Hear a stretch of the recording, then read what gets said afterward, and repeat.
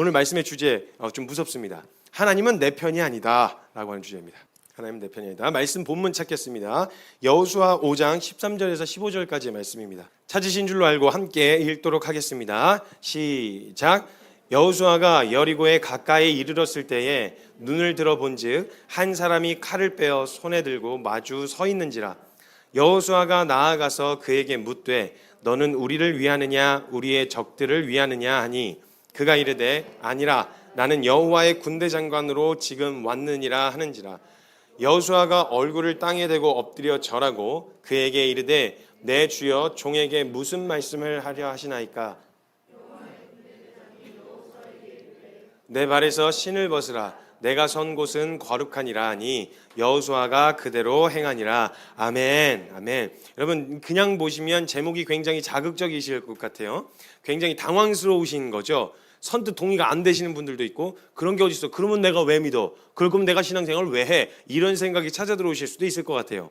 그리고 이게 사실이라면 기독교 신앙에 굉장히 실망스러울 것 같아요. 왜냐하면 대부분의 신앙이 내가 신을 위해서 그렇게 열심히 하고 뭔가를 이렇게 하면 신은 내가 원하는 것을 보답해주는 그런 관계였는데 만약에 내 편이 되어주지 않고 다른 사람 편을 들어주거나 다른 내 손을 들어주지 않고 다른 사람 손을 들어준다 그러면 이것처럼 서운한 게 없죠. 그래서 이렇게 부부 사이 안에서도요, 자매님들이 특히 어려워하는 자매 성향을 가진 남자나 아니면 자매님들이 어려워하는 건 그러니까 팩트로 이렇게 정확하게 진단을 내려주는 것보다 일단 그냥 무조건적인 내 편 있잖아요. 내 편을 들고 속상했겠다, 공감해주고 이런 걸 원한단 말이죠, 사실. 근데 갑자기 너도 좀 잘못했다. 이 말은 이 사람이 더 맞는데 솔직히 말하면 객관적으로 생각해봐라. 너보다는 얘가 더 낫다. 얘가 말하는 게 맞다. 이런 식으로 나오면 아무리 맞는 말이어도 되게 속상하고 서운하단 말이죠. 그러니까 내 편이 되어줬으면 좋겠는 마음이 있고 그렇게 하면 일단 서운함을 느끼게 되어질 수밖에 없는데 하나님이 우리의 편이 아니시라고 한다면 이것만큼 속상하고 서운한 일이 어디 있겠냐는 거예요. 하나님께. 되게 어렵단 말이죠. 근데 우리가 이렇게도 생각할 법도 한 게 성경 구절을 보면요, 이스라엘이 출애굽한 순간부터 가나안 입성에 이르기까지 하나님이 수도 없이 나는 너희의 하나님이다. 소유 하나님을 소유한 백성, 그러니까 소유권을 마치 난 무조건적인 너의 편이야 라고 표현하시는 듯한 말씀 구절들이 있단 말이에요. 그러다 보니까 그렇게 오해할 법도 한 거예요. 아, 내가 하나님을 믿으면 하나님은 나의 편이 되어주시는구나, 이런 생각이 들 만한 구절들이 있단 말이죠. 구절들을 몇 개 보여드릴게요. 출애굽기 6장 7절 말씀에 보면요, 출애굽기 6장 7절 말씀에 보면 너희를 내 백성으로 삼고 나는 너희의 하나님이 되리니 나는 애굽 사람의 무거운 짐 밑에서 너희를 빼낸 너희의 하나님 여호와인 줄 너희가 알지라. 그러니까 너희를 괴롭게 하고 너희를 고통스럽게 하는 그 애굽으로부터 내가 건져내준 너희의 하나님이야. 너 편이야. 이렇게 얘기를 하시는 것 같아요. 출애굽기 14장 14절에는 이렇게 적혀 있습니다. 여호와께서 너희를 위하여 싸우시리니 너희는 가만히 있을지니라. 너희를 위해서 내가 싸워줄 거야. 무조건적으로 너 편을 들어줄 거야. 그러니까 너희는 그냥 가만히 있어. 아무것도 하지 마. 내가 다 처리해. 약간 이게 든든하잖아요. 그죠? 오빠가 다 해. 아무것도 손대지 마. 어디 여자가 설거지를 하려고? 어디 여자가 감히 빨래를 해? 내가 해 그거? 손대지 마. 이렇게 하면 든든하단 말이죠. 그리고 막 특히나 남자가 되게 듬직하고 멋있어 보일 때가 언제예요? 막 뭔가 사고가 났거나 당황스러운데 나서 갖고 그 일 처리를 해줄 때 얼마나 듬직함이가, 그죠? 교통사고 꼭 나는데 어머 어떡해 이러면서 막 어쩔 줄 모르고 있는데 진정시키면서 그 사고 처리를 일사천리로 사진 찍고 보험사 불러주고 막 가고 병원 보내 이렇게 하는 처리를 해주면 어머 뭔가 이렇게 심쿵하면서 약간 좀 듬직하다, 믿고 싶다, 약간 이런 생각이 찾아 들어온단 말이죠. 일 처리를 해주고 내가 할 수 없는 것 같은, 내가 잘 당황스러워서 잘 못하는 것들을 이렇게 착착착착 처리해주면요, 멋있단 말입니다. 그래가지고 막 팔이 안 닿고 막 이러고 있는데 갑자기 와가지고 쓱 하면서 이제 이게 뭐 위에 있는 찬장에 있는 걸 이렇게 꺼내주고 그러면 물론 이제 티셔츠 관리는 좀 하셔야죠. 옷이 막 짙게 올라가고 여기 막 베렌나로 보이고 막 이러면 막 경 떨어지고 이런단 말이에요. 옷 관리는 좀 하셔야 되지만 딱 와갖고 이렇게 키가 안 닿는데 이거 능력 바뀌잖아요. 안 닿으니까. 근데 와갖고 딱 꺼내주거나 뚜껑 이렇게 하는데 막 낑낑거리고 근데 이렇게 해서 따주면 이게 얼마나 멋있습니까? 딱 뭐 핏줄, 그것도 핏줄이 포인트예요. 핏줄이 딸 때 핏줄이 빡 써야 된단 말이에요. 뻑 하고 따면은 기가 막힌단 말입니다. 그냥 이런 이제 딱 듬직하고 든든한 약간 이런 느낌을 받잖아요. 그러니까 하나님 믿을만해. 내 편 들어주시면 내가 할 수 없는 것들을 막 착착착 해결해 나가시면 얼마나 막 듬직하고 든든하고 의지할 만합니까? 얼마나 믿고 싶겠어요. 얼마나 그냥 내 인생을 맡기고 싶겠냐고요. 그렇게 해주시는 것처럼 이야기를 하셨단 말이에요. 그런 로망을 가지고 했단 말이죠. 그런데 주님이 우리를 좀 강하게 키우신다는 게 문제입니다. 이제 막 끙끙거리고 주님 앞에서 막 뚜껑 달라고 막 이러고 있는데 조금만 더 돌리면 돼. 3번만 더 돌리면 열리겠다. 해봐. 할 수 있어. 막 이런 식으로 하신다거나 만약에 막 찬장에서 못 꺼내고 있으면 사다리 가져와서 네가 올라가서 꺼내. 이렇게 우리를 좀 강하게 키우시는 듯한 말씀과 느낌과 이건 소설처럼 보이는데 실제 주님 우리를 약간 강하게 양육하시는 막 감정에 휘둘릴 것 같은 믿음으로 해. 이렇게 실제는 이러니까 실제적으로 믿기가 어려운 거예요. 말씀은 그냥 보면 완전 로망인데 현실로 가면 현실에서의 모습은 그냥 막 강하게 그냥 막 이렇게 로망이라기보다는 그냥 이렇게 되게 너무나도 현실적인 남편의 모습처럼 보이는 거죠. 그러다 보니까 현실에서는 되게 실망스럽고 뭔가 의지한다, 뭔가 기댄다라는 것보단 그냥 이제 좀 이렇게 불편하고 어렵고 두려운 대상이 되어지는 거죠. 근데 말씀은 계속 이런 말씀이란 말이에요. 출애굽기 14장 14절 읽었죠? 신명기 1장 30절에도 이렇게 적혀 있습니다. 너희보다 먼저 가시는 너희의 하나님 여호와께서 애굽에서 너희를 위하여 너희 목전에서 모든 일을 행하신 것 같이 이제도 너희를 위하여 싸우실 것이다. 그냥 앞서 가시는 막 길을 착착착착 하면 그 등판이 얼마나 멋있습니까? 앞서 가신다는 거예요. 앞서 가신다는 거. 길도 모르면서 막 앞서가는 게 아니고요. 정확한 길과 능력을 가지고 앞서가면서 길을 착착착 내면 그 닦아놓은 길을 걷기만 하면 된다. 약간 이런 느낌인 거죠. 든든합니다. 3장 22절 신명기 3장 22절 너희는 그들을 두려워하지 말라. 너희의 하나님 여호와께서 친히 너희를 위하여 싸우시리라 하였노라. 너희를 위하여 싸우신대요. 너희 편이 되어주셔서. 그리고 신명기 20장 4절 너희의 하나님 여호와는 너희와 함께 행하시며 너희를 위하여 너희 적군과 싸우시고 구원하실 것이라 할 것이며 이 선포하기를 너희의 적, 내 적과 주님이 싸워주신다는 거예요. 근데 현실은 어때요? 내 적을 그냥 가만히 내버려 두시는 것 같아요. 내 억울함을 신원해 주시지 않는 것만 같고 왠지 안 믿는 사람들이 더 잘 사는 것 같은 이런 불의함처럼 다가오게 되어진다는 거예요. 진짜 이렇게 이야기하면요. 하나님께서 이스라엘이라고 하는 부족 수준이 아니라 그냥 야곱이 데리고 있었던 부족 정도의 수준이 아니라 민족 수준의 역사를 그려나가시면서 애굽에서 종살이하던 그들을 이끌어서 가나안으로 인도하시는 내내 하셨던 말씀이 이런 말씀이었어요. 그럼 이스라엘이 이 말씀을 들었으니 하나님에 대한 이미지와 인식이 어떤 이미지가 생기겠어요? 하나님은 항상 평탄한 길을 준비하시고 내 앞을 가로막는 모든 적과 돌들을 치워내시는 그런 하나님으로 인식하지 않겠어요? 기대감도 그런 기대감이었단 말이에요. 목마르지 않게 배고프지 않게 평탄하고 순탄하게 이러한 이미지의 하나님으로 인식을 하고 있었단 말이죠. 그래서 이렇게만 보면 진짜 하나님께서는요 이스라엘 편이 되어주셔서 애국과 가나안 거민들을 적으로 두시고 그들과 싸우시는 그림이 그려집니다. 그래서 그렇게 말씀하시는 것 같아요.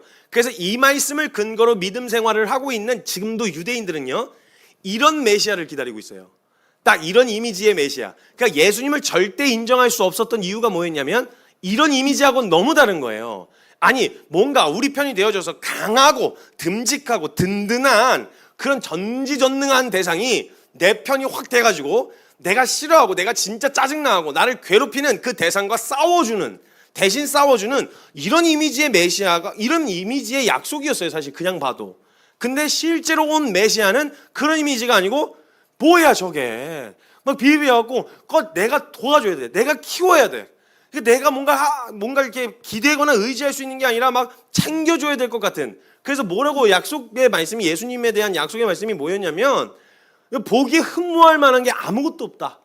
뭔가 이렇게 듬직하고 멋있다기보다는 흠모할 만한 게 아무것도 없다. 약간 이런. 그래서 우리도 인간이고 특히 인간이나 교회와 예수님의 비교 그 관계를 남편과 아내로 비교하셨잖아요. 그러니까 교회된 우리의 모습이 대부분 여자에게서 많이 나타나거든요. 그러니까 여자가 굉장히 그러니까 뭔가 잘 하면서도 일을 알아서 잘 할 수 있으면서도 의존하고 싶은 정서가 있습니다. 기대고 싶고 하고 싶은 그런 마음과 정서가 있어요. 그래서 자기가 할 수 있는데도 일단 이렇게 부탁을 하는 경우가 있는데 저희 공동체 되게 재밌는 일이 있었는데요. 어떤 자매가 찬장에서 막 이렇게 꺼내고 있었는데 팔이 잘 안 닿았나 봐요. 그래서 형제한테 형제님 저거 좀 꺼내주세요 이렇게 부탁을 한 거예요. 그래서 꺼내려고 막 하는데 형제가 갑자기 문득 생각이 든 게 이 자매가 나보다 큰데 키가. 그래서 의자를 가지고 와서 그걸 꺼내준 그런 스토리를 듣는데 코미디예요, 코미디. 그러니까 일단 느낌상 그게 나쁘다, 이기적이다 이런 얘기를 하는 게 아니라 정서 자체 안에, 존재 자체 안에 이렇게 의존하고 기대고 싶은, 그래서 뭔가 듬직하고 든든하고 막 이렇게 막 팡팡 튀지 않는 그런 대상을 보면 마음의 안정감을 느끼고 이렇게 하게 되어진다라는 거죠. 그러니까 그런 하나님의 이미지와 모습을 기대했는데, 오게 되시는 메시아가 그런 모습이길 기대했는데 뭔가 초라하고 초췌하고 막 저쪽 구석탱이 가고 들에 가서 막 자고, 메시아라는 사람이, 메시아라는 존재가, 그리고 맨날 막 시달리고 막 쫓겨다니고 막 욕먹고 이러는 거 보니까 인정하기가 싫은 거예요. 메시아가 아니어야만 했어요. 사실 역사적인 증거나 예수님이 보이신 표적들을 보면서 맞나? 왜냐면 진짜 아니라고 생각했으면 찔러볼 이유도 없잖아요. 근데 와서 계속 찔러봤다는 건 진짠가? 정말인가? 이런 생각이 심지어 세례 요한도 들었다니까요. 예수님 보면서 정말인가? 이런 생각이 찾아 들어왔는데도 만약 저게 메시아라고 인정해버리면 도대체 우린 무슨 소망으로 사냐는 거예요. 이제 유대인들은, 바리새인들은 무슨 소망으로 그걸 기대했는데, 로마의 압제로부터, 애굽의 소나기에서 건져내신 하나님이 이 로마의 압제로부터도 우리를 건져내시며 우리의 솔로몬에 잃어버렸던 그 영광들을 회복시켜줄 그런 메시아를 찾았는데, 저렇게 비리비리한 사람이 뭘 하겠다는 거예요. 그리고 뭘 왕국을 세우겠다는 게 아니래. 자꾸 낮은 자를 섬겨야 되는데 자꾸 더 작아지재, 더 이렇게 섬기재, 낮아지재 이런 얘기하니까 인정하면 자신들의 메시아에 대한 기대, 이 로망이 박살나니까 예수님을 절대 인정할 수가 없었던 거죠. 그러니까 우리 마음 안에 그런 하나님이, 전지전능한 하나님이 우리 편이 되셔서 우리의 적들과 싸우시고 우리를 흥왕하게 하시는 바람과 기대가 하나님을 믿는 지금 신앙생활 하는 사람들에게도 있는 정서라는 거예요. 그래서 드라마틱하게 우리 인생에 개입하시고 우리의 편이 되어주시지 않으면 실망스럽고 서운하기까지 한 거죠. 말씀에는 분명히 하나님께서 나를 위해서, 그리고 우리를 위해서 싸우신다고 말씀을 하고 계시는데 하나님이 내 편이 아니다? 성경을 근거로 하면 하나님은 우리 아버지시고 가장 선하신 분이시라고 하는 그 선하신 하나님이 내 편이 되어주시지 않는다면 우리가 하나님을 믿을 이유는 뭐냐는 거예요. 도대체 이러한 생각으로 비롯되는 오류가 뭐냐? 불의한 자와 불신자의 형통함을 절대 이해하지 못해요. 이거 만약에 하나님이 내 편이시다, 내 편이 아니다라고 하는 이 인식이 올바르게 박히지 않으면요, 악인의 형통함을 이해할 수가 없어요. 그래서 하나님이 불의하시다로 이어져요. 하나님이 신뢰할 만한 대상이 아니다라고 하는 이 의문을, 신실하심과 실존에 대한 의문을 갖게 되어지는 거예요. 하나님 만약 살아계시면 어떻게 악인의 형통함을 내버려 두실 수 있냐는 거죠. 하나님께서 만약 선하시다면 의인이 받는 고난을 왜 허용하시냐는 거죠. 그러니까 사실 의인과 악인의 기준도 자기 기준이긴 해요. 내가 짜증나면 나쁜 놈이잖아요. 그죠? 뭔가 객관적 기준으로 나쁜 놈이라기보다는 내가 짜증나면 나쁜 놈인 거예요. 그래서 이런 기준으로 주님이 반응해 주셨더라면 저와 여러분 다 죽으셨다니까요. 벌써. 만약 내 기도를 들어주시는 하나님, 진짜 쟤 나쁜 놈이에요, 쟤한테 심판해 주세요. 그럼 그 응답이 되는 순간 바로 나에게 날벼락이 날려와요. 왜냐면 누가 나를 향해서 그렇게 기도하고 있었거든요. 누군가가. 다 각기 자기 사람 나름대로의 선과 악의 기준이 있기 때문에 그 기준으로 선과 악을 나눕니다. 그래서 만약 그 기준대로 하나님이 반응하셨더라면 난리 났어요. 그냥 난장판이에요, 세상은. 그러니까 하나님은 그대로 반응하실 수가 없는 거죠. 그래서 의인의 고난과 악인의 형통함을 이해하지 못하게 되어지는 정서가 바로 하나님은 무조건적으로 내 편, 이런 식의 인식이 있을 때, 내가 하나님을 믿었으니까, 내가 하나님 위해서 이렇게 했으니까 하나님 내 편이 되어주셔야죠. 왜 나한테 이런 고난을 허락하세요? 왜 나한테 이런 어려움을 허락하세요? 쟤는 안 믿는데도 잘 살잖아요. 왜 나만 이래요? 이런 생각들이 자꾸 찾아들어오게 된다는 거예요. 이게 거기서부터 비롯되는 오류라는 거예요. 분명하게 다시 이야기하지만 하나님은 우리 편이 아니십니다. 여러분 이거 확실하게 기억하고 계셔야 돼요. 하나님은 절대 우리 편이 아니십니다. 이 사실에 대한 확실한 인지가 있어야 지금 눈앞에 펼쳐지는 악인의 형통함과 의인이 겪는 괴로움을 통해 하나님을 향한 불신으로 이어지지 않을 수가 있는 거예요. 우리가 하나님을 믿는다는 건요, 내가 하나님을 믿었기 때문에 하나님이 우리 편이 되어주시는 것이 아닙니다. 아니에요. 우리가 하나님을 믿는다는 그 결정이 뭐냐? 내가 믿었고 하나님께 속하게 됐기 때문에 하나님이 이제 무조건 내 편이 아니라, 믿는다는 그 결정이 내가 하나님 편에 서겠다는 결정인 거예요. 근데 우리가 자꾸 오해하는 게 뭐냐면 내가 믿었어, 내가 신앙생활 해, 내가 하나님을 위해서 이런 사역했어, 내가 이런 열심을 보였어, 그러니 하나님 내 편 들어주셔야죠. 내가 어떻게 했는데. 이게 진짜 한국인의 정서, 찐 한국인의 정서예요. 정문화 있잖아요. 정. 야, 내가 너한테 어떻게 했는데. 공과사가 자꾸 구분이 잘 안 되는 거 있죠. 야, 내가 너한테 맨날 설날에도 명절에도 선물 보내고 있는데 너가 어떻게 나한테 이럴 수 있어? 너가 어떻게? 근데 공은 공이고 사는 사잖아요. 그것과 상관없이 하나님의 거룩은 거룩대로 지켜져야만 한단 말입니다. 그렇게 내가 열심을 보였다고 해서 나의 연약한, 내가 하나님 앞에서 합당하지 않은 걸 눈 감고 넘어가거나 덮고 넘어가시면 그건 하나님이 아니에요. 믿을 대상이 아니라고요, 그건. 그러니까 우리가 믿음으로 결정했다, 하나님을 믿기로 결정했다는 건, 자, 내가 이제 하나님 믿기로 결정했으니까 이제 하나님 내 편, 나를 위해 싸워주세요. 내 적들과 싸워주세요. 날 형통하게 해주세요. 내 눈앞에 보이는 원수들을 다 무너뜨려 주세요.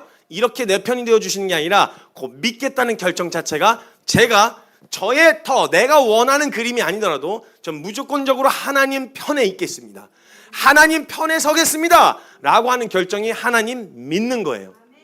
그게 하나님을 믿는 믿음이라고요. 우리가 간과하게 되어지는 부분이 그건 거예요. 하나님 편에 서겠다는 게 아니라 하나님을 내 편으로 끌어내리려고 하는. 좀 더 구체적으로 이야기하면요, 하나님은요 무조건적으로 내 편이 되어주시는 게 아닙니다. 무조건적으로 내 편이 되어주시는 게 아니에요. 그럼 아마도 불안하실 거예요. 아니, 세상 끝날까지 함께 하시다 그랬잖아요. 근데 만약에 하나님께서 내 편이 되어주시지 않을 수도 있는 여지가 있다면 이것만큼 불안한 게 어디 있겠냐는 거예요. 우리가 한 가지 간과하고 있는 게 무조건적인 은혜와 무조건적인 사랑을 이야기할 때 많이 놓치고 간과하는 게 바로 하나님의 거룩입니다. 거룩. 제가 누누이 이야기하고 자주 말씀드렸는데요, 하나님의 거룩은요 절대 어떤 일이 있어도 죄와는 함께 하실 수가 없어요. 이게 하나님의 거룩이에요.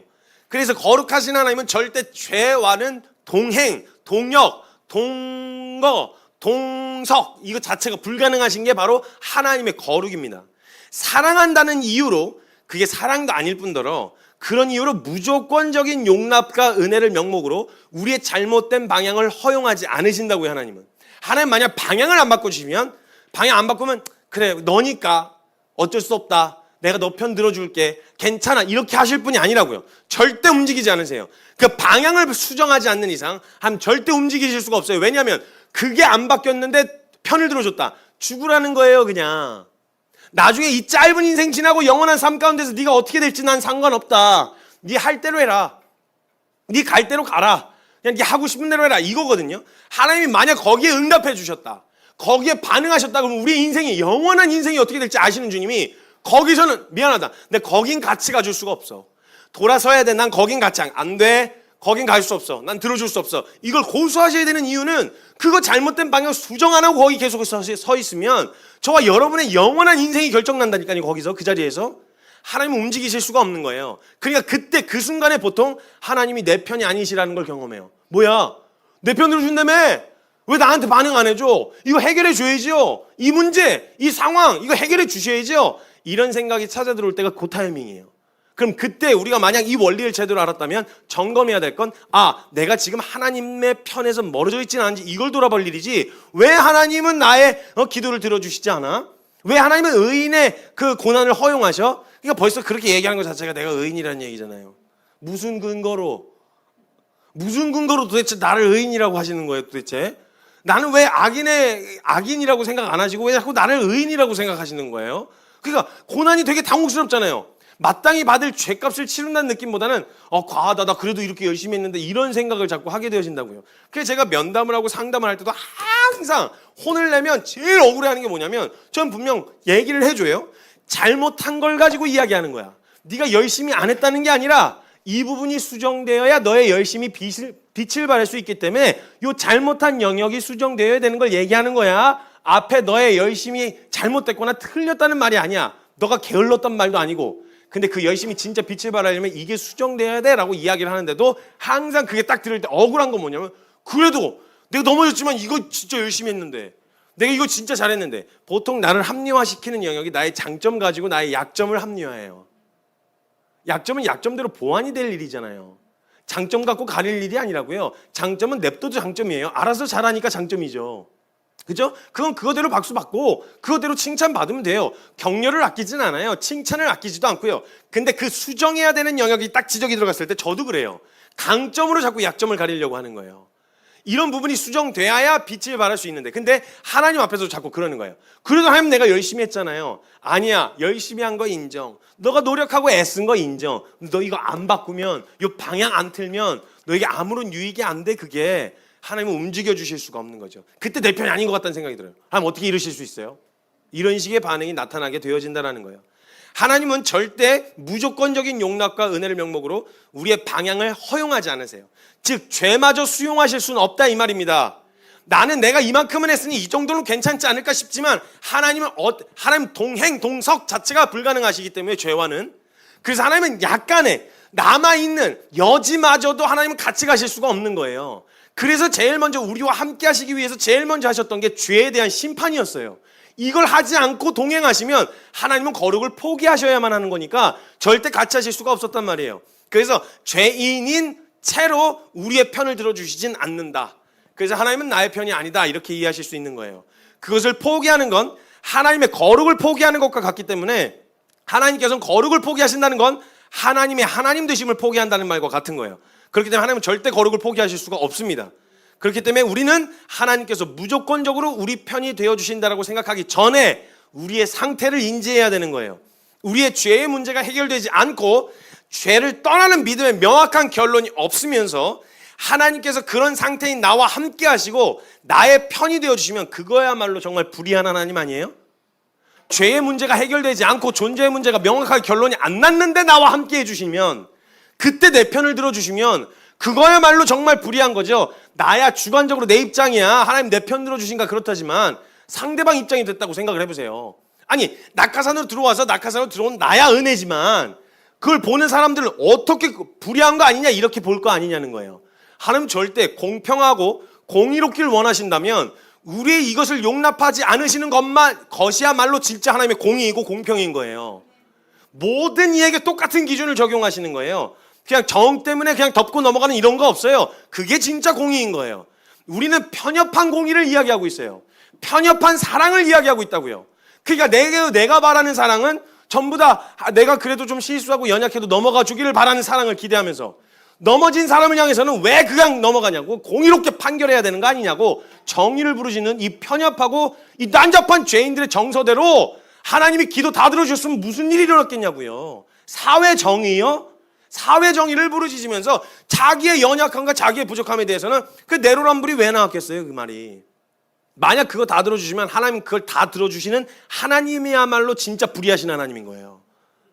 감사하셔야죠. 그런 하나님이신 게. 하나님이 공의롭고 진짜 공의로우시고 진짜 분명하신 정의로우신 분이시라는 거에 감사하셔야 돼요. 그거 들어줬더라면, 그거 진짜 그지 고지고대로 들어줬더라면 우리 인생 어떻게 될 뻔했어요? 어떤 꼴 날 뻔했어요? 말을 너무 빨리 해서 그래요. 죄송해요. 이거 정말 불의하고 부당하고 불합리한 거란 말이에요. 판사가, 여러분 생각해 보세요. 판사가 살인 피의자가 있었고 피해자들이 있는데, 피해자들 앞에서 살인자가 내가 되게 좋아하는 친구야, 오랜 친구야. 근데 그 살인자의 편을 들으면서 그냥 좀 심신미약이었던 것 같습니다. 그래도 한번 좀 살 기회는 줘야 되지 않겠습니까? 살인자 쪽, 피의자 쪽에서는 너무 인자롭고 자비로운 판사이겠지만 피해자 쪽에서는 이것만큼 불의한 판사가 없는 거예요. 법을 근거하여 정확하게 판결 내려야죠. 그 사람이 나랑 친하든 안 친하든 상관없이 법을 근거로 정확하게 판결을 내려야죠. 이게 정말 공의롭고 정의로운 하나님의 속성이라는 거예요. 그래서 살인자의 눈물의 호소를 받아주는 것과 뭐가 다르냐는 거죠. 만약 그렇게 받아준다면. 그래서 정죄와 판단은요, 하나님이 무조건 내 편이라는 착각에서부터 시작돼요. 보통 정죄와 판단은, 만약에 정죄하는 그 손가락이 진짜 그 정죄하는 내용만 근거로 자기를 살펴봤더라도 절대 그 말 못해요. 왜냐면 저 사람에게 기회를 달라고 구할 거예요. 왜냐면 그에게 주어진 기회는 곧 나에게도 주어질 기회니까. 내가 기회를 받았다면 저 사람에게도 기회를. 그러니까 정죄하고 판단하게 되어지고, 나 진짜 저 사람 용납이 안 돼요, 저 사람 진짜 못 받아들이겠어요 라고 말하는 것 자체가 벌써 내 안에 하나님 무조건 나에게는 그런 사랑을 원하지만, 나는 그런 사랑을 원하지만 그런 사랑의 기회가 그에게 주어지지 않기를 바라는 이런 편협한 이 죄인의 본성 때문에 그런 거예요. 사실은 따지고 보면 그에게 한 번의 기회가 주어졌다는 말은 곧바로 뭐냐? 나에게도 주어진다는 거예요. 그럼 여러분, 내가 아무리 정서적으로 어려워도 그에게 기회가 주어진 건요, 우대권이 한 장이 나에게도 날라온 거예요. 하나님이 동일하게 기회를 주시는 분이시니까 그런 죄의 용납과 용서와 한 번의 기회는 우편 강도가 구원받는 걸 가지고 어떻게 그럴 수 있어요? 아니, 그 우편 강도의 피해를 받은 사람들은 어떻게 하고, 그게 무슨 하나님의 공입니까? 라고 할 게 아니라, 내 실상을 아는 사람들은 우편 강도도 들어갈 수 있는 곳이라면 모두에게 진짜 열려있는 거구나 라고 하는 은혜로 받을 수 있어야 된다는 거예요. 그래서 정죄와 판단은 그냥 밑도 끝도 없이 하나님 내 편이다 라고 하는 착각에서부터 시작되어지는 거예요. 기억해, 다시 말씀드립니다. 하나님은 절대 우리의 편이 아닙니다. 하나님 절대 나의 편이 아니시라는 거예요. 그러면 지금 출애굽기와 신명기에 드러난 하나님이 이스라엘 너희와 항상 함께하겠다, 너희의 하나님 여호와다라는 말은 어떤 의미로 받아들여야 되냐는 거예요. 만약에 이게 하나님 무조건적으로는 우리 편이 아니시라면 내가 너희와 함께하겠다라고 하는 너희의 하나님이라는 말을 어떻게 이해하고, 이스라엘 편이 아니라면 왜 애굽의 소나기에서 그들을 건져내셨으며 왜 그들을 통해서 가나안 거민들을 몰아내게 하셨고 애굽과 가나안 거민들에게 그런 치열함, 마치 가나안 거민들하고 싸우시는 것처럼 그런 이미지를 연출하셨냐는 거죠.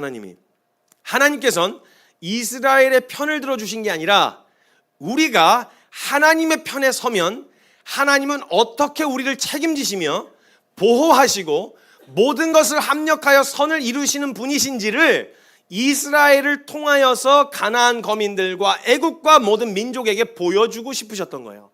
자, 내가 이스라엘 편에 설게, 너희의 적은 곧 내 적이다, 이 말이 아니라 너희가 나의 편에 서면 난 너희를 이렇게 책임지고 이렇게 보호하며 너희의 모든 시간과 역사가 하나도 버릴 것 없는 합력하여 선을 이룰 수 있는 능력을 가진 전능자다, 내 편에 서라, 이 말인 거예요. 내 생명 싸게 안으로 들어와라, 이 말인 거예요. 그런데 우리가 이걸 이해하기를 이스라엘의 편이 되어주신 것처럼 믿는 사람들의 편이 되어주시겠거니 하는 생각으로 받아들여서는 안 된다는 거예요. 이스라엘을 통해서 이스라엘이 하나님께 속한, 그땐 기준이 없었으니까 누구 편에 서야 되는지, 누구 어느 줄을 타야 되는지에 대한 기준이 없고 선택지가 없으니까 다 그냥 정욕대로 살았단 말이에요, 애국과 가나안 거민들이. 그러면 명확하게 아니야, 그 줄로 가면 안 돼, 진짜 줄은 여기로 서야 돼, 여기가 진짜 너희가 살 길이다라고 하는 길을 제시해 줘야 되잖아요. 그래서 이스라엘이라고 하는 별 볼 일 없는 민족을 하나 선택하신 거고, 그들과 함께 하시면서 그들을 책임지시는 하나님을 보여주시면서 너희도 여기 속하면, 너희가 여기 들어오면, 나의 편에 서기로 결정하면, 믿음으로 들어오면, 그러면 너희도 이 보호 아래, 이 생명 안에 있게 되어질 거다라는 걸 이스라엘 민족의 역사를 통해서 이방 모든 민족에게 증거하셨어요. 그래서 시작부터 아브라함 부르실 때 너로 복을 줄 건데 너 기억해라, 절대 잊지 마라, 그거 너 하나 잘 먹고 잘 살라고 준 복이 아니야. 그것을 통해서 이방 민족들이 부요함을 누리게 되어야 돼. 그걸 통해서 너를 이끄시고 너를 붙드셨던 하나님이 그들의 하나님도 되셔야 돼.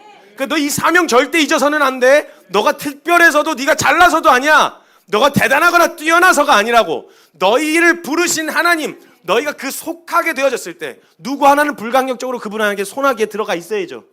그래야 보여줄 거 아니에요. 자, 지키시고 보여주신 그 이스라엘 민족의 역사를 통해서 가나안 거민들 중에서도 나도 저렇게 보호받고 싶다, 나도 그 편에 서서 그 안에 거하고 싶다 라고 그지꼴로 하고서라도 투항을 해서라도 거기에 서고 싶었던 사람들이 투항했어요. 그게 기브온 족속이었어요, 가나안 거민들 중에서. 그럼 어떻게 했어요? 들어오게 하셨단 말이에요. 허용하게 하셨어요. 그리고 뭘 하게 하셨냐?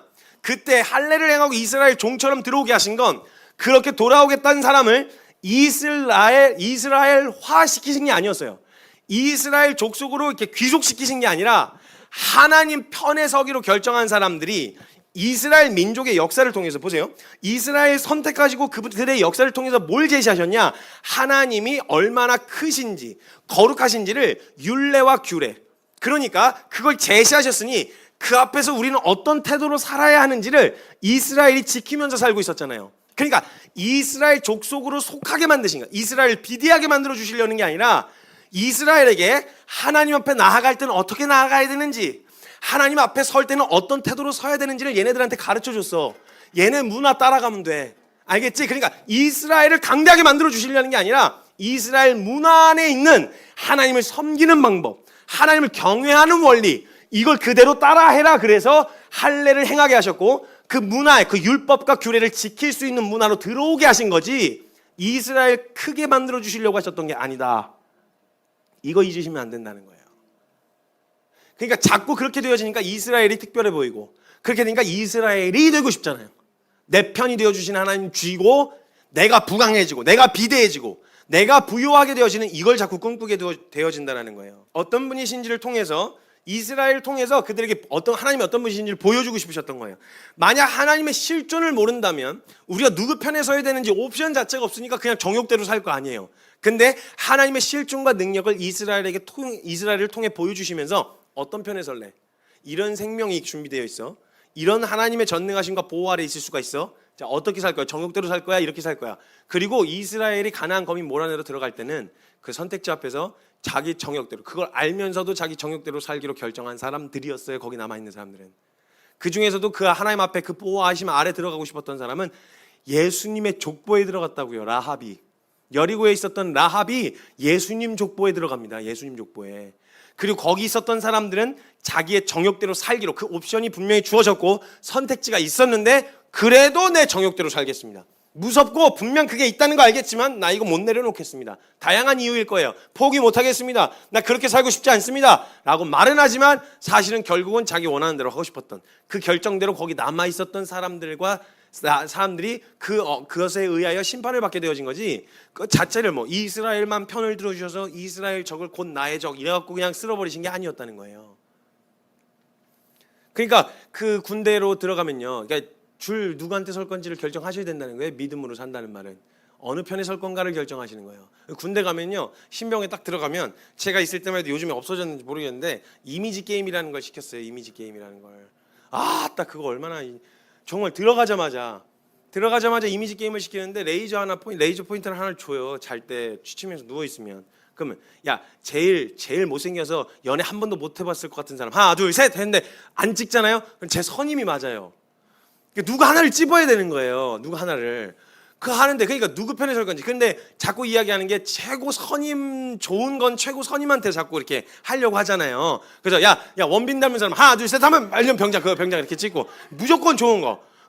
근데 나중에 이게 중간에 상병 뭐 이렇게 중간에 있는 사람들은 계속 하는 얘기가 뭐냐면, 야, 너 누구랑 더 오래 군생활할 것 같냐? 3개월밖에 안 남았어. 너 누구랑 더 오래 군생활할 것 같아? 어떤 줄 설 건지 너 잘 결정해. 맨날 이 얘기한단 말이에요. 그 얘기하는. 그래서 이제 그런 것처럼 누구랑 더 오래 살 거냐는 거예요, 여러분. 누구랑 더 오래 있을 거예요? 사단이랑 오래 있을 거예요? 주님이랑 오래 있을 거예요? 누구 편에 설 거예요? 그거 결정하는 게 믿음으로 산다는 말이라고요. 하나님 내 편으로 끌어내리는 거야. 이 땅에서 살면서 하나님을 내 편으로 끌어내리는 게 아니라, 나는 오늘 누구의 편에 서서 살겠는가를 결정하는 게 하나님 믿습니다 라고 고백하는 고백이라는 거예요. 그리고 이방 사람들 누구든 하나님 편에 서기로 한다면 그들을 이스라엘화 시키신 게 아니라, 아까 말씀드렸던 것처럼 이스라엘에게 분명한 가이드, 하나님을 어떻게 섬겨야 되는지, 그 거룩하신 하나님 앞에는 어떤 태도로 서야 되는지 모르니까, 이방 사람들은 잘 모르니까. 여러분, 교회 처음 온 사람도 얼마나 당황스럽겠어요. 사실 문화가 다른데 하나님이란 분을 인지하게 됐어. 오, 진짜 전능하시네. 오, 그랬다가 그냥 나가면 그냥 바로 죽잖아요. 그때만 해도. 그러니까 그렇게 나아가면 안 되니까 이스라엘 안에 그 거룩하신 하나님 앞에 나아가는 원리와 경외하는 법을 미리 알려놓으셨으니 거기 들어가서 배워라. 그래서 속하게 하신 거지, 이스라엘 비대하게 만들어주시려고 했던 게 아니었다라는 거 분명하게 드러나 있는 거예요. 그래서 이스라엘을 통해서 이스라엘이라는 민족을 사용하심으로 인해서 하나님은 그 하나님을 보여주고 싶으셨던 거죠. 보세요. 이스라엘 민족이 선택받아서 결국 하고자 하셨던 하나님의 드러내신 게 뭔지 한번 보자는 거예요. 이스라엘 한번 보세요. 첫 번째, 이스라엘은 일단 하나님이 이스라엘 선택하셨다는 것 자체는 특별한 자격이 없다 이 말이에요. 뭔가 이스라엘 민족이 특별하거나, 보세요. 역사를 보세요. 특별하게 아무것도 없어요. 머리가 조금 좋다. 아니에요. 우리나라 사람도 머리 좋아요. 우리나라 사람도 머리 진짜 좋아요. 그래서 유대인들 뭐 학습법 옛날에는 막 이거 막 되게 유명했었거든요. 근데 요즘에 한국인 어머니들의 학습법이 더 유명해요. 그 어머니들의 그 불같은 교육열, 이게 더 전 세계적으로 유명하다고요. 수학 막 올림피아드 뭐 이런 거 나가고 막 경연대 나가고 이러면요, 한국인들 막 그냥 싹 쓸어요. 싹 쓸어. 머리 진짜 좋아요. 똑똑하다고요. 그러니까 유대인 이스라엘을 선택하셨다, 아브라함을 선택하셨다는 건 성경만 봐도 특별한 자격이 없네 별로. 뭔가 뭘 보고 선택하신 게 아니네, 이런 생각이 딱 들어요. 특별한 자격이 없어요. 민족성 자체가 뛰어나다거나 반영하지 않고 이렇게 순수하고 순전하다라거나 이것도 아니에요. 그 역사를 보면 아시잖아요. 똑같이 반역성을 가지고 있어요. 특별히 순수하거나 하다는 것도 아니에요. 그리고 그들이 해온 업적이 있다거나 이런 것도 없어요. 이스라엘 역사는 기적을 하도 봐서 부인을 못할 뿐이지 똑같기는 이방 민족하고 다를 게 하나도 없어요. 저와 여러분이 은혜를 알게 되어지고 복을 만나게 되어져서 이 정도지, 그냥 냅두 그거 아니었으면 하나님을 부인할 수는 없다라는 것 때문이지, 사실 냅두면 안 믿는 사람하고 다를 게 뭐예요? 솔직히 안 믿는 사람하고 우리가 다를 게 뭐냐고요. 그러니까 하나님의 실존에 대한 의식과 인식을 하게 됐다 뿐 그렇게 더 착해 보이지는 않아요. 그렇게 더 순수해 보이거나 그러지도 않고요. 그렇게 더 뭔가 깔끔하고 깨끗해 보이지도 별로 않아요. 거짓말을 덜 한다 뭐 이렇게도 생각이 안 들고요. 똑같아요. 그러니까 교회에서만 안 만났고 밖에서 만났으면 되게 익숙하신, 여기 있는 그룹이 그냥 전혀 서로를 모른 채 술집에서 만나도 전혀 어색하지가 않은, 솔직한 말로 따지면 믿는 사람이나 안 믿는 사람의 차별을 만약에 그런 걸로 두면 차별점이 별로 없어요. 안 믿는 사람 중에도 착한 사람이면 착해요. 그러니까 그걸로 기준을 둘 수는 없다는 거예요. 그러니까 특별한 자격이나 특출난 무언가를 보고 선택하신 건 아니다. 우리를 부르셨을 때도 마찬가지인 것처럼 특별한 자격이 아니라는 거예요. 그러니까 이방 민족과 다를 게 하나도 없었던 민족이 이스라엘이었어요. 특별한 자격이 없다는 것은 하나님께서 주시는 은혜의 대상은 제한적이지 않다는 걸 이야기해요. 이스라엘이 이걸 착각하는 바람에 선민의식에 빠져버렸어요. 지네가 선택받은 게 특별한 자격을 요구받아서 선택받은 게 아니라 하나님의 무제한적인 그냥 은혜로 그 특별한 기회를 받았다는 생각을 했으면 선민의식이 아니라 야야 나도 그렇게 왔어, 괜찮아, 너도 갈 수 있어, 이게 나왔어야 할 텐데, 이거 하나님은 내 편이란 착각을 잘못하는 바람에 이거 여기서부터 오류가 범해져가지고 선민의식에 사로잡혀서 이방 민족을 개로 여겼어요. 이방 민족을 개로 여긴다는 말은 자기도 개라고 인정하는 거예요. 나도 개요. 그러니까 이런 태도가 나타났었다라는 거죠. 네, 그 특별한 자격이 없다는 건 하나님께서 주시는 은혜의 대상은 제한적이지 않다는 것을 이야기하고 있는 거예요. 즉 그 은혜의 한복판으로 들어오기만 하면, 그 손 안으로 들어오기만 하면, 주님이 이루신 그 구원을, 십자가를 통과하기만 하면 누구든 하나님의 보호하심과 은혜를 누릴 수 있다. 이걸 이스라엘을 통해서 보여주고 싶으셨다는 거예요. 그래서 아까 말씀드렸던 것처럼 기브온 족속과 여리고의 라합도 그 은혜의 부르심 앞에 들어올 수 있었고, 이방 민족이었던, 이방 사람이었던 룻도 그 그리스도의 계보에 참여하게 되어졌다라고요. 신약 내내 이야기한 게 유대인이나 헬라인이나 다를 게 없다. 우리 모두 다 죄 아래에 있다. 그 말은 뭐예요? 그 죄를 없이 하시고 은혜를 주신 하나님의 은혜는 차별이 없는 하나님의 은혜다. 유대인이라고 주시는 게 아니라 이방인이라고 안 주시는 게 아니라 죄인은 모두 똑같은 죄인인데 그 죄를 없이 하시고 은혜를 주셨다는 건 그 죄 아래에 있는 모든 이들에게 해당되어지는 은혜다. 이걸 지금 이야기하고 싶으셨던 거죠. 두 번째, 하나님의 살아계심을 드러내셨습니다. 이스라엘 통해서 하나님께서 보여주고 싶으셨던 건 하나님의 실존이었어요. 실존. 딱히 그들을 위한 싸움이 아니라 이방 민족들 자기 나름대로 섬기던 신들이 있었는데요, 그 신은 진짜 신이 아니고 오직 하나님만이 유일한 하나님이시라는 것을 드러내시기 위하여 이스라엘 민족을 사용하셨던 거지, 딱히 그냥 이스라엘 편을 들어줬다고 보기에는 어렵다라는 거예요. 이게 두 번째고요. 세 번째는 기준을 제시하셨습니다. 이스라엘이라는 역사를 통해서 돌이킨다면, 만약 이게 잘못됐어요? 그럼 어디로 가야 되는데요? 라고 할 때 어디로 돌이켜야 되는지에 대한 분명한 기준을 제시하신 거죠. 어디로 돌이켜야 하며 어떻게 살아야 하는지에 대한 기준을 제시하신 거예요. 이 기준이 없으면 하나님 앞에 나아가는 것이 무엇이며 어떻게 살아야 할지를 몰라서 이방 민족들은 돌이키려는 마음이 있어도 방황했을 거란 말이에요. 그거 어떻게 살아야 되는데, 그러니까 제단 쌓아놓고 해야 된다는 거예요? 아니면 그러면 우리 옛날에 나 금송아지 섬길 때랑 바알 섬길 때랑 별로 안 다른데 어떻게 하는 거예요? 기준이 없으니까 어떻게 섬겨야 될지를 모르잖아요. 이 기준을 제시하신 거예요.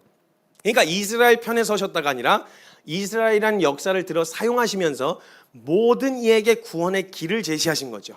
이스라엘 통해서 하나님 앞에 나아오면, 이스라엘을 보고, 이스라엘 통해서 보여주신 하나님의 그 은혜를 보고, 이스라엘 역사를 통해서 사용하신 그 하나님을 보고 그 은혜로 나아오면 그 은혜 보호하심 아래 너도 거할 수 있다. 너희도 그 은혜를 받을 수 있다. 이걸 보여주고 싶으셨던 거예요. 돌이키지 않는 이스라엘의 무조건적인 편이 되어주신 게 아니라고요, 여러분. 돌이키지 않는 이스라엘 민족들에게 하나님이 그들의 편이 되어주셔서 계속 그들 말만 들어주시고 그들의 적을 곧 그 하나님의 적으로 삼고 싸우지 않으셨어요. 하나님은 이스라엘을 편히 되어주신 게 아니라 가끔 반역하고 우상숭배할 때는 이방인들과 다를 것 없이, 그 은혜를 몰랐던 사람들과 다를 것 없이 그들을 다루셨어요. 분명하게 제시하셔야 되니까. 그래서 이스라엘 통해서 보여주셨던 하나님의 은혜는 첫 번째 하나님의 실존을 보여주시고, 두 번째 어떤 자격도 요구하지 않으셨으며, 세 번째 이게 하나님이 어떤 구속이며 그 이후 어떻게 살아야 하는지까지 완벽하게 조치를 해놓으신 것을 샘플로 보여주신 게 이스라엘 편, 난 네 편, 난 무조건 난 너의 편이야 라고 한 게 아니라 그 샘플이 필요했기 때문에 이스라엘을 선택하신 것이다 라고 생각하셔야 된다는 거예요. 그리고 보여주신 은혜 앞에서 이스라엘도 똑같은 태도로 안 서면 안 됐었어요. 똑같이 돌이켜야 했어요. 그 은혜 앞에 제시하신 그 기준 앞에 이스라엘도 서지 않으면 안 됐었어요. 그들의 편을 그냥 넘어가지 않으셨다고요. 그래서 하나님께서는 이스라엘에게도 그 은혜와 보호 아래 거할 때에는 반드시 깔려있는 전제가 있었어요. 그게 뭐였냐? 첫 번째, 너네는 반드시 악한 길에서 떠나라. 너희 우상 숭배를 남겨놓은 채 너 절대 나와 동행할 수 없다. 동석할 수 없다. 악한 길에서 떠나라 라고 하는 것을 항상 이스라엘에게 경고하신 거예요. 이스라엘 바깥에 하신 일보다 이스라엘 안에 하신 일이 뭐냐? 여기로 이제 이방 민족들이 너희 보고 여기로 들어와야 될 텐데 이 지방권을 이렇게 만들어 놓으면 어떻게 할 거야? 치워, 우상들. 정리해야 될 거 정리해. 너 쓰레기장 만들고 손님 초대할 거야? 아니잖아. 여기 들어와서 살아야 될 사람들이 있는데 이걸 엉망진창으로 만들어면 어떻게? 우상들 제해. 그래서 이스라엘을 그렇게 집요하게 하셨던 거예요. 왜냐면 그걸 밖에서는 그걸 보고 나도야 하고 들어왔는데 지방골이 이게 뭐야? 왜 이래? 왜 이렇게 난잡해? 뭐 우리랑 다를 게 없는데? 이러고 실망해 떠나면 안 되니까 절대 우상 허용 안 하셨어요, 주님. 이스라엘 민족이 아무리 역사를 같이 했어도 절대 우상 숭배 허용 안 하셨다고요. 악한 길에서 떠나. 그 이스라엘이 하나님 편에, 그러니까 하나님이 그들의 편이 되어 주신 것처럼 보일 때는 항상 이걸 전제로 깔려 있었어요. 악한 길에서 떠나야 돼. 회개해야 돼. 죄에서 떠나야 된다고. 이스라엘이라고 해서 우상 숭배를 방치하지 않으셨어요. 그들이 돌이키지 않는데 무조건적으로 봐주거나 편들어 주지 않으셨어요. 분명히 이 약속, 지금 방금 하셨던 이 약속 그대로 남아 있었는데 들어가서 여리고 돌고 여리고 무너졌죠. 그리고 나서 아간 그냥 안 넘어가셨어요, 주님. 무조건적으로 편들어 주시지 않는다고요, 하나님은. 아간 있으면요 절대 아이성에서 승리 안 주세요. 주면 저주예요, 그거. 그러면 아간이 자랑할 거 아니에요. 자기 이렇게 했는데도 그냥 넘어가가지고 나 살았다. 아이성도 해갖고 이게 전염병처럼 번져간다고요. 이거 절대 허용 안 하셨어요. 그래서 이 거룩한 싸움이 하나님의 싸움이라는 걸 명확하게 드러내시는 통로였기 때문에 통로를 깨끗이 하셨어요, 주님은 항상. 가나안에서 그 여리고 딱 싸우고 나서 아간 발생하고 났을 때 여호수아가 묻지 않고 그냥 넘어갔다가 아이성 전투에 패배하고 돌아와서 하나님 앞에 엎어졌을 때 제비뽑기 해갖고 아간 걸러내시잖아요. 이거 그냥 그래도 아간 한 번만 봐주세요. 그래도 여기까지 왔는데 한 번 하고 그렇게 아니요. 진짜 냉정하셨어요, 하나님. 절대 죄와는 동석하지 않으십니다, 주님은. 죄와는 절대 동행 안 하세요. 악한 길에서 떠나라고 이야기하십니다. 두 번째, 말씀을 준행해야 합니다. 하나님이 그들의 편이 되어주신 것처럼 보였을 때는 언제였냐면 그들이 말씀 앞에 섰을 때였어요. 이론적으로 알고 가르치기만 하는 게 아니라 준행하는 것까지를 이야기하고 있습니다. 이스라엘에게 반복적으로 말씀하셨던 것은 율례와 규례를 떠나지 말아라. 떠나면 너네는 이방과 다를 게 없다. 기준이 없이 사는 민족들과 다를 게 없으니까 절대 떠나지 말아라. 말씀 앞에 딱 붙들려 있어야 된다. 그래야 그 은혜의 보호하심 아래 거할 수 있으니까 절대 이 말씀 떠나지 말어 라고 이야기했는데 떠났다. 역사는 그냥 고지고대로 바로 파멸로 왔어요, 이스라엘이. 이 말씀 떠나면. 그래서 평가를 뭐라고 해요? 이방 민족에게 다 팔려가서 이스라엘 역사가 중단됐을 때 느헤미야가 진단한 게 뭐였어요? 우리가 말씀대로 준행하지 않아서 이렇게 됐습니다.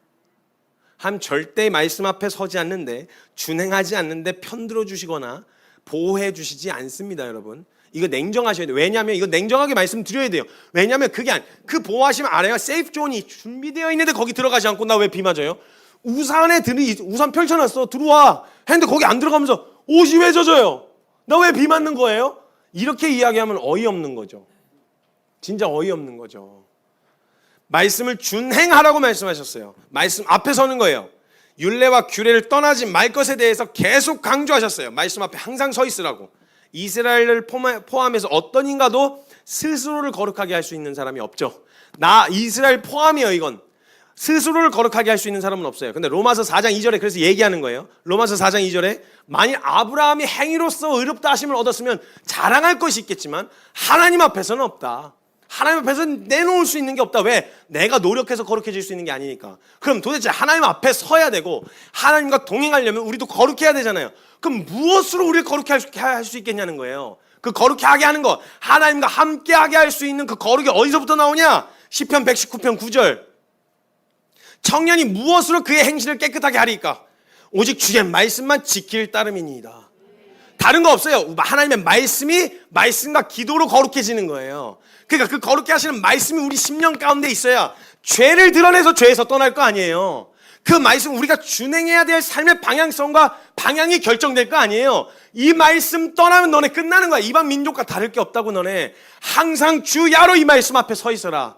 이 말씀을 순종할 마음으로 준행할 마음으로 이 말씀을 대해야 된다. 이걸 계속 강조하셨던 거예요. 가장 중요한 전제. 내가 너희와 함께하는 거 절대 잊지 마라. 이 말씀 안에 있을 때야.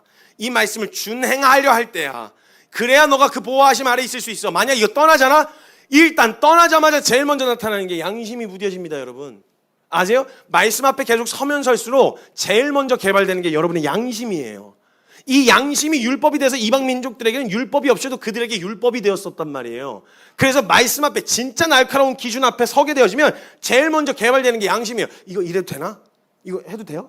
이렇게 불편해지는 거예요. 원래 하던 행동들이 불편해지기 시작하는 거예요. 근데 만약 정확하게 그 말씀 딱 등져보세요. 제일 먼저 나타나는 증상이 양심이 무뎌지기 시작해요. 반응 안 하는 거예요. 굳이 왜? 모르니까. 빛을 딱 끄는 순간, 불이 딱 꺼지는 순간 저와 여러분 안에 어떤 옷을 입고 왔는지, 어떤 표정 짓고 있는지, 어떤 모습인지 안 보여요. 그래서 대부분 그지 같은 짓들 있잖아요. 이상한 짓거리들은 어두운 데서 합니다. 잘 안 보이니까. 그래서 이상하게 뭐 사건 사고가 있을 때 뭐 벌건 대낮에 하잖아요. 야, 어떻게 벌건 대낮에 저래? 이렇게 얘기하는 거예요. 사람들의 반응도. 빛 앞에 드러나면 그게 쉽지가 않아요. 말씀이 빛이라고요. 이 빛 앞에 드러난 우리의 실상과 드러나는 문제들을 제하겠다. 그리고 제할 뿐만 아니라 하나님의 보호하심 아래에 있기 위해서 내가 그 자리에 말씀을 준행하겠다. 이게 말씀 앞에 서야만 나타날 수 있는 증상이라고요. 이게 있어야만 하나님과 동행, 하나님 편에 서는 것, 이게 가능한 건데, 그래서 하나님은 그와 싸워주시면서 이스라엘과 마치 편이 되어 싸워주신 것처럼 하셨던 말씀이 뭐였냐? 너네 절대 잊어먹지 말아라. 절대 이 말씀 떠나지 말아라. 너희에게 준 이 율례와 규례를 항상 지켜 행하라. 준행하라. 이걸 계속 반복적으로 강조해서 말씀하셨다는 거예요. 다시 말씀드립니다. 하나님은 절대 우리 편이 아니십니다. 그렇다면 어떻게 하면 우리 편이 되실 수 있는가? 우리가 다른 것 다 놓치고 잃어버려도 이 말씀 앞에 서는 것을 놓치지 않는다면 그 말씀은 우리를 하나님 앞에 나아갈, 하나님 앞에 설 수 있게 한다는 거예요. 이게 무슨 말인지 다시 한번 설명해 드릴게요. 갈라디아서 3장 24절 말씀에 보면요. 갈라디아서 3장 24절 말씀에 보면 이같이 율법이 우리를 그리스도께로 인도하는 초등교사가 되어 우리로 하여금 믿음으로 말미암아 의롭다 함을 얻게 하려 함이라. 이 말이 무슨 말이냐? 하나님이 정확하게 제시하신 기준이 있잖아요. 말씀의 기준이 딱 비춰지니까 이게 정확하게 내 실상을 딱 드러낸단 말입니다. 빛 앞에 딱 서니까 와우. 그래서 내 드러난 모습을 내가 막 닦아보려고 갈고 닦으려고 하는데 안 된다는 걸 발견했어요. 말씀이 제시되고 율법이라고 하는 하나님의 거룩이 제시되고 나니까 그 거룩에 내가 얼마나 더러운지가 드러났어요. 닦아보려고 했는데 내 힘으로는 닦아지지가 않아. 그래서 어디로, 무엇으로 나가냐? 하나님 말씀 앞에, 율법 앞에 드러난 내 실상을 내 힘으로 해결해 보려고 했는데 되어지질 않습니다. 그래서 이 문제를 해결하러 오신 그리스도께로 나아가는 것밖에는 답이 없습니다. 그래서 율법이 우리를 그리스도께로 인도하는 초등교사라고 이야기하고 있는 거예요. 그래서 이걸 통해서 뭘 얻게 되어진다? 율법 앞에 서고 말씀 앞에 서면서 할수록 뭘 얻게 되어지냐면 우리가 다른 게 아니라 이건 진짜 자격이 필요한 것도 아니고 내가 뭐 특출나서도 아니라 뭐 특별한 기회를 받은 거 뭐 이런 것도 아니라 그냥 내가 오직 믿음으로만 의롭게 되어지는 것이구나. 모든 것이 하나님의 은혜구나 라는 것을 이 말씀 앞에서 깨닫게 되어지기 때문에 말씀 앞에 서야 된다는 거예요. 이 말씀 앞에. 그리고 우리로 하여금 하나님 앞에 나아갈 수 있는 자격을 얻게 하시는 그리스도 앞으로 나아가게 하는 초등교사, 이 말씀 앞에 서야 되기 때문에 그래서 우리가 이 말씀 앞에 놓치면 안 된다는 거예요. 말씀을 절대 놓쳐서는 안 된다는 거예요. 다시 쉽게 말하면 이렇게 정리할 수 있습니다. 하나님이 내 편이 되어주실 방법을 찾아서는 안 됩니다. 우리가 하나님 편에 설 방법을 찾아야 돼요. 하나님은 무조건적인 내 편이 아니십니다. 우리가 무조건적으로 하나님 편에 서야 되는 거예요. 그래서 이스라엘에게 그토록 강조하셨던 건 누가복음 3장 8절 말씀에 그러므로 회개에 합당한 열매를 맺고 속으로 내가 무슨 자격이 있어서 내가 무슨 혈통으로 뭐가 되니까가 아니라 회개에 합당한 열매를 맺고 속으로 아브라함이 우리 조상이라고 말하지 말아라. 너네 특별해서 너네 이 기회 받은 거 아니야. 이게 바로 이걸 증명하고 하나님의 은혜밖에 없다는 것을 오직 하나님의 은혜라는 걸 증명하기 위해 너희를 사용했을 뿐 너희가 특별한 거 아니야. 속으로 우리 아브라함 조상인데 우리 조상이 아브라함인데 우리 아브라함 자손이야. 야, 하나님은 돌들로도 아브라함 자손을 만드실 수 있는 분인데 그 혈통이 하나님 앞에서 무슨 의미가 있냐. 똑같이 너희도 말씀 앞에 서야 돼. 그래서 로마서 3장에 그러므로 율법이 나음에 무엇이며 할례의 유익이 무엇이냐라고 이야기했을 때 그러면은 뭐 그 이스라엘이라는 거 아무런 특별한 의미가 없다는 거예요. 아니, 범사에 많긴 하다. 먼저는 말씀을 맡았다. 말씀을 맡았기 때문에 이 은혜의 기회 앞에 먼저 누릴 수 있는 기회가 주어진 건 맞잖아요. 근데 그 이상 그 이하도 아니라는 거예요. 인간이 특별한 거 아니라는 거예요. 특별한 은혜만 있을 뿐 특별한 인간은 없습니다. 특별하게 주신 하나님의 기회가 있을 뿐 특별하게 그 기회를 받을 수 있는 인간이 정해져 있는 건 아닙니다. 그래서 이 혈통으로 된 것도 아니고 너희가 특별해서 된 것도 아니라 말씀에 붙어 있으라고 엄히 연구하십니다. 이 말씀에 접붙임 바 된 사람 모두에게 해당되어지는 하나님의 차별이 없는 의를 준비해 놓으셨으니까 너희도 말씀 앞에 붙어 있어라. 여러분, 저 사람들만 믿지 않는 사람들에게만 해당되는 게 아니라 오늘날 저와 여러분에게도 말씀드리는 거예요. 정확하게 하나님의 보호하심과 그 생명 싹의 안에 있고 싶으시거들라. 하나님 내 편이 되어 주십시오. 왜 하나님 내 편을 들어주시지 않습니까? 왜 이 문제를 해결해 주시지 않습니까가 아니라 하나님 제가 지금 하나님 편에 서 있습니까? 하나님 제가 지금 하나님 편에 서 있나요? 혹시 제가 말씀을 멀리하고 있진 않았나요? 하나님 혹시 제가 하나님으로부터 멀어진 건 아닙니까? 이걸 점검하고 돌아볼 일이지 왜 하나님이 내 뜻대로 내 원함대로 움직여 주시지 않는가에 의심과 의문을 가질 일이 아니라는 거예요. 분명하게 이야기하고 계십니다. 혈통으로 된 것도 아니고 특별해서도 아니라 그렇기 때문에 너희도 말씀 앞에 붙어 있으라. 엄히 경고하고 계신 거예요. 오늘 본문 말씀으로 오면요. 오늘 다 끝났습니다. 걱정하지 마세요. 걱정하지 마세요. 이제 시작이 아니에요. 결론으로 가고 있습니다. 네.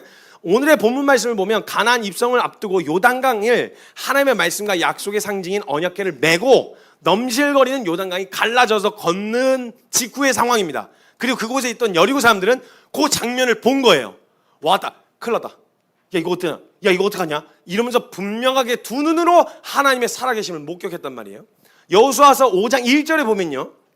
요단 서쪽 아모리 사람의 모든 왕들과 해변의 가나안 사람들의 모든 왕들이 그 주변에 여리고 사람뿐만이 아니에요. 그 해변가에 있었던 성읍에 있던 모든 왕들이 여호와께서 요단 물을 이스라엘 자손들 앞에서 말리시고 우리를 건너게 하셨다는 것을 듣고 마음이 다 녹았어요. 그 주변에 있었던 사람들이 다 녹았어요.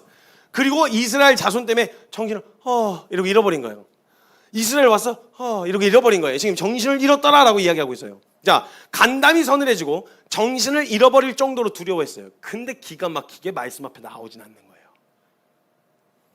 너무 뚜렷하게 하나님 살아계심이 드러나는데 기가 막히게 이 반역성에 하나님 앞에 서게는 안 만드는 거예요. 그리고 보란듯이 길갈에서 이스라엘 백성들 그 앞에서 마치 언제 치고 들어올지 모르는 그 한복판에서 길갈에서 할례를 행합니다. 그리고 며칠 고생을 해야 되거든요. 그거 할례를 행하고 나면. 할례가 뭐 아시잖아요. 그죠? 네. 할례를 행하고 나면 며칠 고생을 해야 되는데 그 상황에서 애굽에서 종살이하던 모든 때를 벗겨내신 것처럼 완전 이제 새로운 삶이 시작될 거야라고 얘기하시는 거면서 할례를 행하게 하시고 그리고 출애굽의 상징이자 죄로부터 완전히 해방되었음을 상징하는 유월절을 지키게 하십니다. 거기서. 그리고는 그 땅에 딱 소산물을 먹는 날로부터 시작해서 만나가 끊겼어요. 자, 이제는 취해. 너희가 다 봤지? 준비해놓은 은혜, 증거들, 보여줘야 될 증거 다 봤지? 시작해. 이제 이 땅을 살아가. 이제 그렇게 살아가면 돼. 이러면서 이제 그 소산물을 먹으면 인해서 저 만나가 뚝 끊겼단 말이에요. 그리고 여리고에 가까이 이르렀어요. 전쟁의 서막이 열리게 되어지는 순간 두둥. 제일 중요한 하이라이트 아닙니까? 이때 여호수아의 눈에 들어가고 있는데 누가 한 사람이 눈에 들어오기 시작했어요. 근데 가까이 가서 보니까 어떤 사람이 칼을 빼들고 정면을 바라보고 있는데 여러분 정면을 보고 마주보고 있다는 건 굉장히 상징적인 의미입니다. 만약에 여리고를 향해 칼을 들고 있었다면 어디서 오셨어요? 저기 같이 들어가려고요? 이렇게 해서 생각을 할 수 있는데 나를 향해서 칼을 뽑은 채로 지금 나를 향해 있다는 말은 이 칼의 방향이 너희를 향할 수도 있다라는 가능성을 이야기하고 있는 거예요. 암시를 하고 있는 거라고요. 그러니까 그 상황에서 누구의 편인지를 알지를 못하니까 여호수아가 묻는 거예요. 누구 편이세요?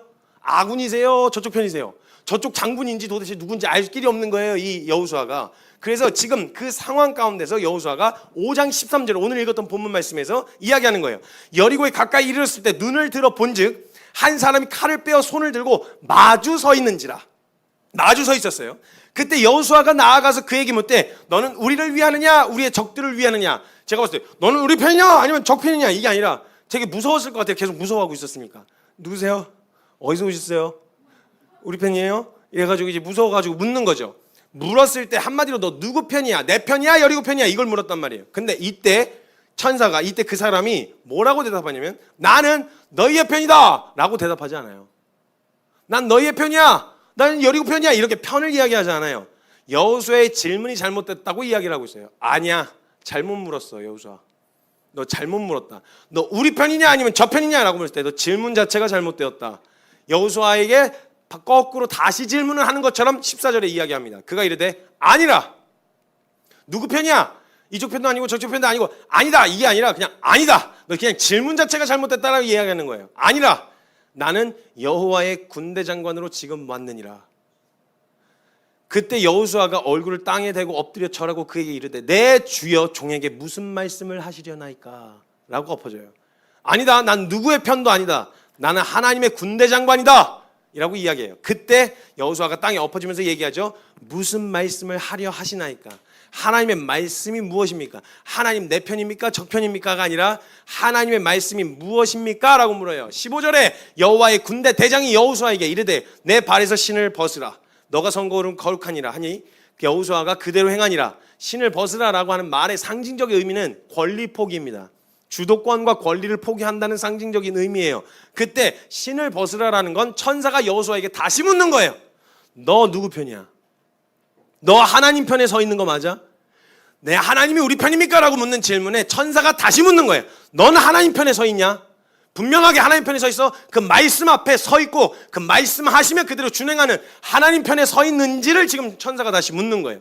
신을 벗어라. 권리 포기. 너의 계획, 너의 원함대로 이루는데 하나님이 편들어 주시기를 바라는 게 아니라 하나님께서 이루고자 하시는 계획과 그 말씀의 편에 설 것인가? 이걸 묻는 거예요 지금. 여호수아는 하나님을 자신의 편으로 만드는 것이 아닌 그가 하나님 편에 서기로 결정합니다. 우리가 마주하는 수많은 상황 그리고 내 기준에서 나를 억울하게 하는 사람, 상황들 그 상황에서 우리는 하나님이 그저 무조건적으로 내 편이 되어주시길 바랍니다. 너무 합리적이에요. 리더가 잘못됐어요. 팀원이 잘못됐어요. 이 사람이요. 저 사람이요. 남편이 잘못됐어요. 아내가 잘못됐어요. 내 자식이 잘못됐어요. 부모님이 잘못했어요. 수많은 내가 기준이 되어서 옳고 그름을 진단하려고 하는 그 수많은 시도 앞에 놓여지게 되어집니다. 근데 그때 하나님을 자꾸 내 편이 되어주시길 바라는 거예요. 하나님 쟤 왜 내버려 두세요 쟤를? 그래서 말씀 들으면 항상 이러신 분들 계세요. 아우 저놈 좀 들었으면 좋겠다 이 설교. 아우 정말 이 설교는 제가 들어야 되는데 제가 아니 당신이 들어야 된다고요. 당신이 들어야 된다고. 당신이 내가 들어야 되는 거지 남을 말씀 앞에 세울 일이 아니라는 거예요.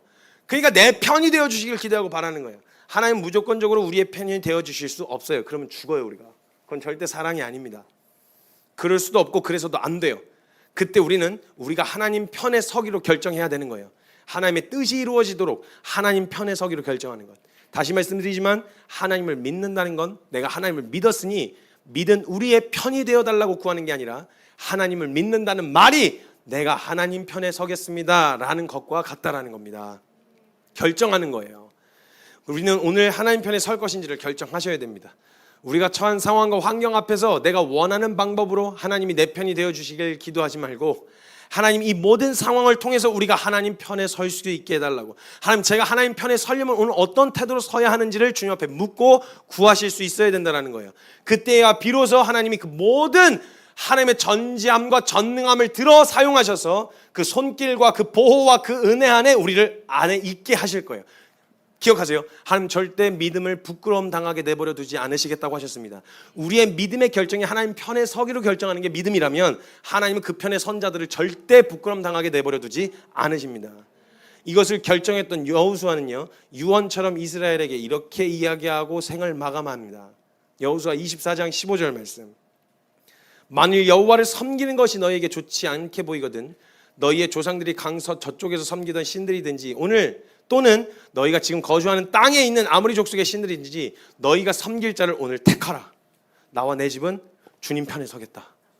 그때에도 시작부터 나의 믿음은 주님 편에 서서 시작했던 싸움이지만 내 생을 마감하는 이 순간에도 난 오늘 주님 편에 서겠다 라고 하는 이걸 유언처럼 마지막으로 남깁니다. 여러분 선택하셔야 됩니다. 누구 편에 서시겠습니까? 이걸 결정하시는 게 오늘 우리의 믿음입니다. 이 시간 제가 같이 기도했으면 좋겠습니다. 여호수아가 이스라엘에게 도전합니다. 너희 섬길 자를 택하라. 너 누구 편에 설래? 라고 도전하고 있는 거예요. 이때 여호수아가 말해요. 너희가 만일 그 기회와 그 은혜를 다 받고도 너희가 여호와를 버리고 그 말씀을 떠나서 이방신들을 섬기면 너희에게 복을 내리신 후에라도 돌이켜 너희에게 재앙을 내리시고 너희를 멸하시리라 하니 하나님의 편에 서지 않으면 그냥 하나님을 떠났다는 것 자체가 우리에게 저주고 그게 바로 벌입니다. 그게 심판이에요. 뭔가 딱히 어떤 징계와 채찍은요 그래도 그나마 관심이라도 있어야 하세요. 관심이라도 있어야 그들을 사용하셔서 매를 드시기라도 하고 모질게 책망이라도 하시는데 만약 진짜 우리가 떠나기로 결정하고 마음으로 돌이켜 하나님을 떠나고 그 말씀을 떠나기로 결정했을 때 진짜 무서운 건요 하나님을 떠났다 자체가 끝인 거예요. 그게 심판인 거예요 여러분. 그렇게 해서 밖에서 누리는 안락함이 우리에겐 저주가 될 거고요. 그래서 그걸 떠나서 말씀을 떠나 누리는 부유함이 그게 우리에게 어떻게 부유함입니까?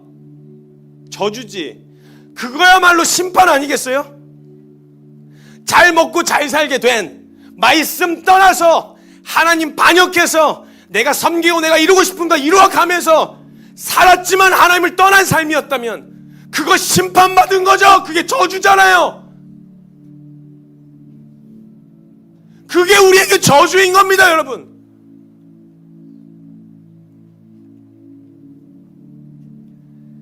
하나님을 사랑하고 선택했던 수많은 사람들은 하나님이 그들의 상황을 해결해 주실 수 있는 보호하심 안에 있다는 말을 그렇게 이해하지 않았어요. 하나님의 보호하심과 그 사랑과 그 은혜 안에 있다는 말은 이런 말이었어요.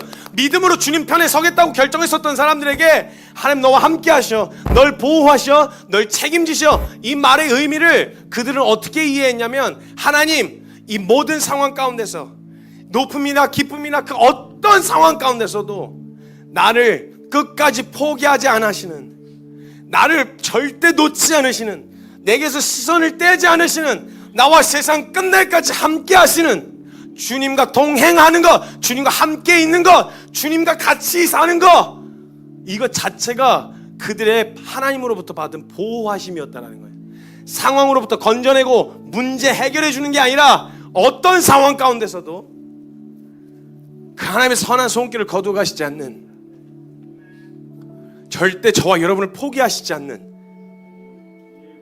한순간도 잊어버리신 적이 없는 하나님 손바닥에 그 이름을 깊이 새겨놓고 손을 펼칠 때마다 저와 여러분의 이름을 불러내실 수 있는 하나님, 그런 거라면요 톱으로 켜 죽는 것이 무슨 하나님 두려움이겠습니까? 제게 내게 찾아들어온 이 두려운 수많은 어려운 문제들이 그게 어떻게 내게 문제이겠습니까? 아픕니다. 어렵습니다. 그러나 하나님, 우리의 복은 내가 믿음으로 결정한 건 주님 편에 서기로 결정한 거였고, 하나님의 손길과 그 보호하심은 나를 나의 어떠함으로 버리시거나 내치시지 않는 하나님의 은혜 안에 있는 것이, 그게 제가 하나님 보호하심 아래에 있는 것입니다. 하나님 날 떠나지 마십시오. 하나님 제가 주님 편에 서겠습니다. 하나님 저를 붙들어 주십시오. 제가 주님 편에 서 있겠습니다. 문제를 해결해 달라고 구하지 않겠습니다. 상황을 바꿔달라고 구하지 않겠습니다. 하나님 제가 주님 앞에 있게 하여 주십시오. 주의 장막 안에 있는 것을 허락하여 주십시오. 내가 주의 성전에서 궁궐에서 사는 백날보다 천날보다 주의 성전 문지기로 사는 것이, 주의 성전 문지기로 있는 한 날이 제게 더 소중합니다. 주의 앞에 있게 하여 주십시오. 주의 면전 앞에 있게 하여 주십시오. 주여 나를 멀리하지 말아 주십시오. 이게 우리의 복입니다 여러분. 예수 그리스도 함께하는 복, 진정한 복, 이걸 누리실 때야 비로소 그 생명 안에 자유, 평안, 이거 누리실 수 있는 겁니다. 누구 편에 서시겠습니까 여러분? 오늘 결정하시는 믿음의 결정이 있으셔야 됩니다. 하나님 편에 섭시다. 하나님을 끌어내려서 우리의 편을 만들기 위한 애씀이 아니라 우리의 오늘의 애씀이 우리가 하나님 편에 서고자 하는 애씀이 되게 합시다.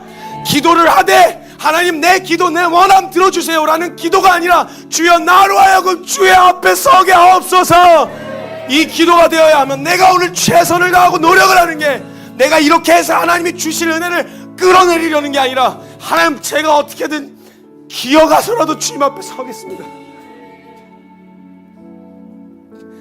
하나님 너덜너덜해서 바닥을 엉금엉금 기어서라도 주님 앞에 나아가겠습니다. 우리의 노력과 애씀이 주님 앞에 나아가고자 하는 애씀이 되어야 합니다. 주님 편에 서십시다. 오늘 믿음으로 결정하시되 하나님 오늘 전 믿음으로 누구를 택할 건지를 물으신다면 전 당연히 둘도 고민 안 하고 여러 번 고민 안 하고 오늘 바로 고백할 수 있는 것, 저 하나님 편에 서겠습니다. 하나님 앞에 있겠습니다. 저는 이 고백, 믿음으로 서시는 이 믿음의 고백 오늘 함께 주님 앞에서 고백하실 수 있으시겠습니까? 주님 편에 서겠다는 이 믿음의 고백 함께 하실 수 있습니까? 여호수아의 고백처럼 우리 함께 고백합시다. 나와 내 집은 여호와를 택하겠다. 나와 내 집은 주님 편에 서겠다. 이 믿음의 결정으로 주님 앞에 나아가실 때 사랑하는 주님, 나 오늘 주님 편에 서겠다는 그 믿음의 결정으로 우리 주님의 이름 간절하게 한번 크게 부르짖고 통성으로 함께 기도하며 나아갑니다. 주여!